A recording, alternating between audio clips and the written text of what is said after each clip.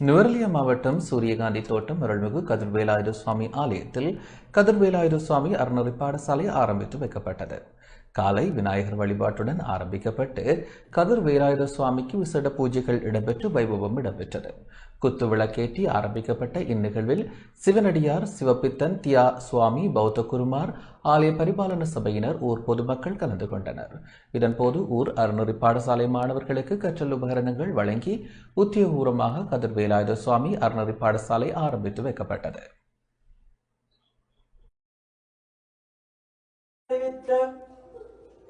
சூரியகாந்தி ஸ்ரீ கதிர்வேலாயுத சுவாமினே போற்றி போற்றி.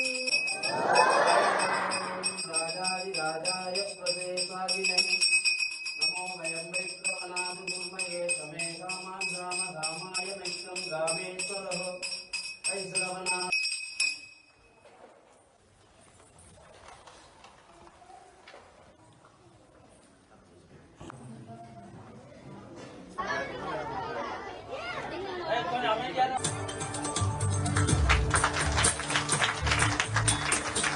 குத்துவிளக்கேற்றுவதற்காக அழைப்பதோடு அதனைத் தொடர்ந்து தோட்ட, அதனைத் தொடர்ந்து முது சித்தசாமி ஆண்டி அவர்களை கற்கையானது மிக முக்கியமான ஒரு விடயம். பெற்றோர்கள் நன்றாக புரிந்து கொள்ள வேண்டும். ஏனெனில் சென்ற வாரம் அதிபருக்கு ஜனாதிபதியின் செயலகத்திலே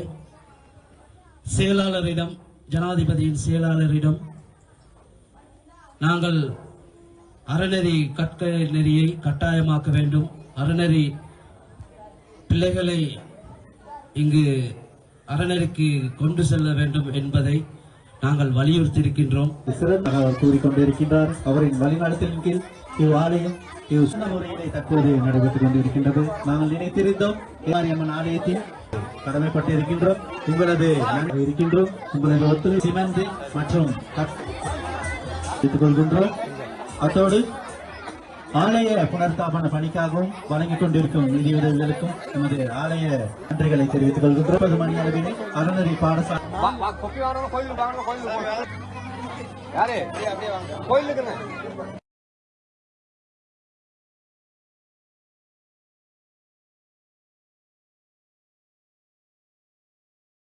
இத்துடன் ஓம் தொலைக்காட்சியின் பிரதான செய்தி அறிக்கை நிறைவடைகின்றது.